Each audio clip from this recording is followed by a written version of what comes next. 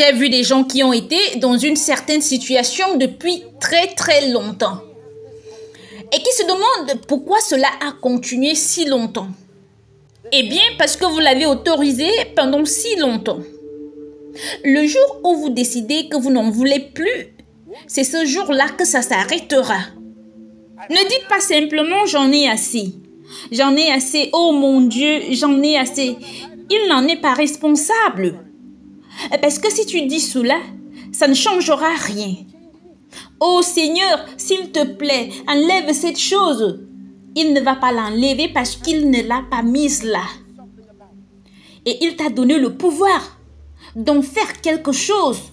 Combien cela prend-il pour exercer l'autorité? Combien faut-il pour le faire?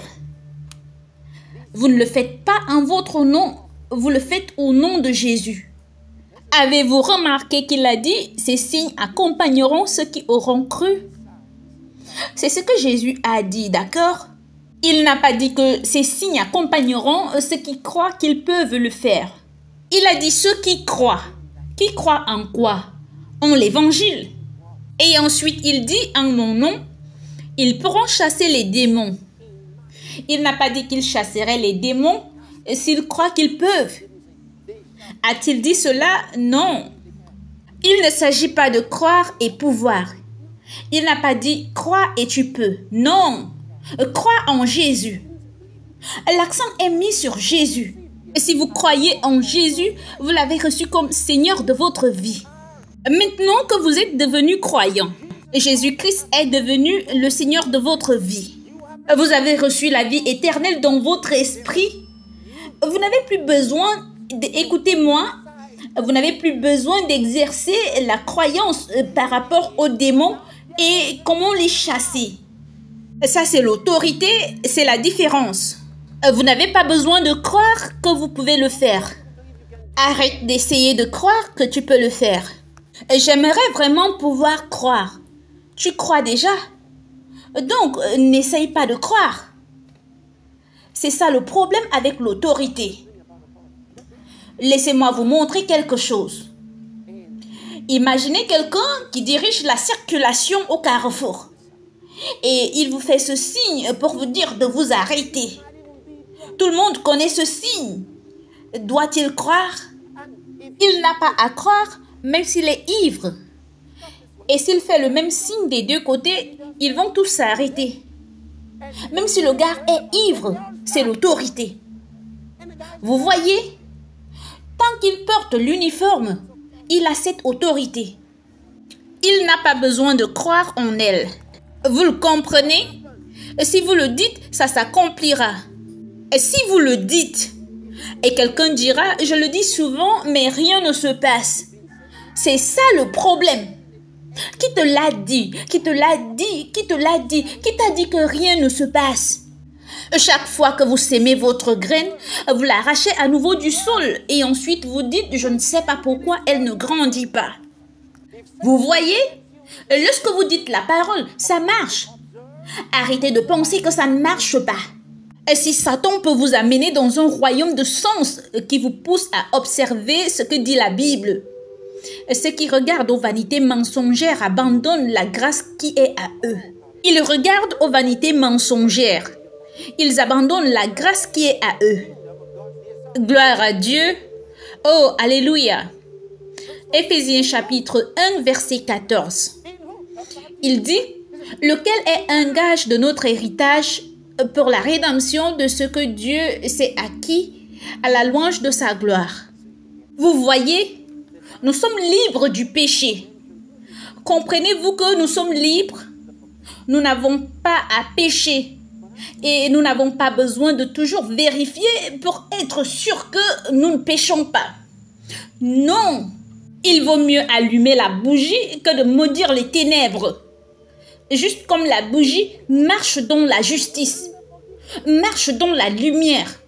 La Bible dit que si nous marchons dans la lumière, comme il est lui-même dans la lumière, nous sommes mutuellement en communion et le sang de Jésus, son Fils, nous purifie de tout péché. Automatiquement de tout péché. S'il y a quelque chose qui ne va pas, Vous n'avez pas besoin d'essayer de savoir si j'ai fait quelque chose de mal. Écoutez, ils ont fait que le péché est partout. Pourquoi? Parce que les paroles de l'homme ont été polluées. Et donc, il nous purifie de tout péché. Les péchés ne sont pas nécessairement commis par vous. Le péché a été enlevé de vous. Vous voyez cela? Donc, vous n'avez pas besoin de veiller sur cela et d'essayer de vous en éloigner. Non! C'est pourquoi dans l'Ancien Testament, il faisait toutes sortes de lavages s'il voulait aller dans la présence de Dieu. Il se lavait les mains et les pieds. Vous savez, il devait se laver tout le temps. Maintenant, il dit, le sang de Jésus-Christ lui-même nous a purifiés. Jésus-Christ est le Fils de Dieu. Donc, son sang nous purifie automatiquement de tout péché. Tout péché qui tombe sur vous, que ce soit de la part de quelqu'un d'autre ou de quoi que ce soit dans l'environnement, quel qu'il soit, vous n'avez pas à veiller sur cela. Il prend soin de vous. Le sang de Jésus-Christ, son Fils, nous purifie de tout péché. Alléluia. Et vous continuez simplement à marcher à travers la victoire, de gloire en gloire. Alléluia. Vous voyez cela? Dites, je suis rempli de justice, parce que j'ai été rendu juste. D'accord? Romains chapitre 5, verset 17. Romains chapitre 5, verset 17. L'avez-vous vu? Si par l'offense d'un seul, en parlant d'offense, il fait référence à Adam. Si par l'offense d'un seul, la mort a régné, vous savez de quoi il parle là? Il dit que la mort a régné comme un roi. L'homme a redouté la mort. Ils ne savent pas quoi faire de la mort. Ils disent que tout le monde va mourir. La mort est pour tout le monde. Ils craignent la mort parce que ceci est devenu roi. Ils ne savent pas quoi faire de la mort. Il dit, à plus forte raison, ceux qui reçoivent l'abondance de la grâce et du don de la justice régneront-ils dans la vie par Jésus lui seul. Paul, en écrivant, Timothée dit, sois fort dans la grâce qui est en Jésus-Christ. Cela signifie, profite de la grâce. Prends-en autant que tu veux. Combien de grâce veux-tu? Ceux qui reçoivent l'abondance de la grâce. Et puis il dit du don de la justice. Le don parce que c'est la même chose pour tout le monde. Le don de justice. Avez-vous vu cela? Il n'a pas dit essaye de devenir juste. Si vous continuez à essayer, vous n'y arriverez jamais. Si vous pouviez y arriver, Jésus n'aurait jamais dû venir. Mais il est venu parce que vous ne pouviez pas vous rendre juste. C'est pourquoi vous aviez besoin de lui.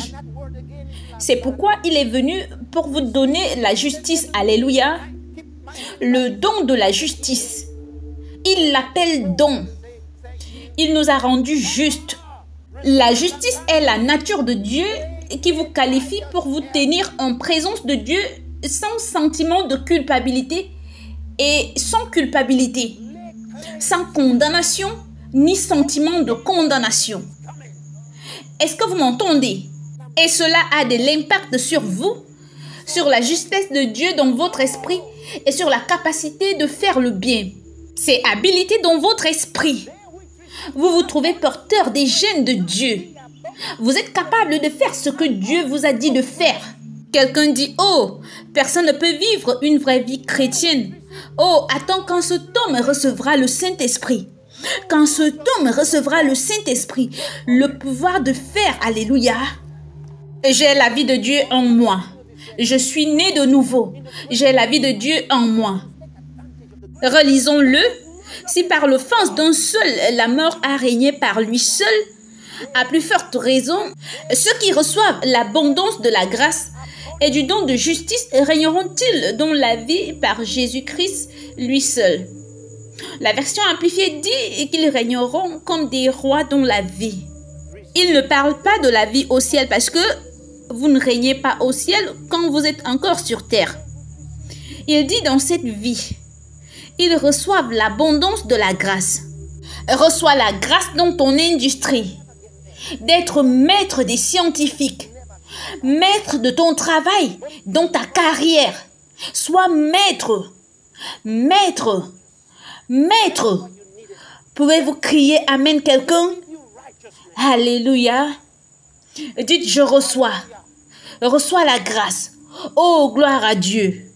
Tu deviens une énigme dans ton domaine. Ils ne peuvent pas te comprendre. David a dit que le Seigneur a fait de moi une merveille. Il a dit que je suis devenu une merveille pour les autres. Ils continuent de vous regarder, ils ne peuvent pas vous comprendre. Alléluia. Ils régneront dans la vie par Jésus-Christ. Dites, je règne dans la vie au nom de Jésus. 24 heures sur 24. 7 jours sur 7. Criez Amen quelqu'un. Alléluia. Jean chapitre 5 verset 11. Dites, je sais qui je suis. Ceci est un récit. Oh, il dit, voici ce témoignage. C'est que Dieu nous a donné la vie éternelle. Et que cette vie est dans son Fils. Ce n'est pas une promesse. Il déclare qu'il l'a déjà fait. Au verset 12, il dit, celui qui a le Fils a la vie. Celui qui n'a pas le Fils de Dieu n'a pas la vie. Si tu as le Fils de Dieu, tu as la vie. Vous voyez? Ceci n'est pas une promesse, c'est le témoignage de Dieu que Dieu nous a donné. Il nous a donné. Il nous a accordé la vie éternelle. Et cette vie est dans son Fils. Quiconque a le Fils a cette vie. Et quiconque n'a pas le Fils n'a pas la vie.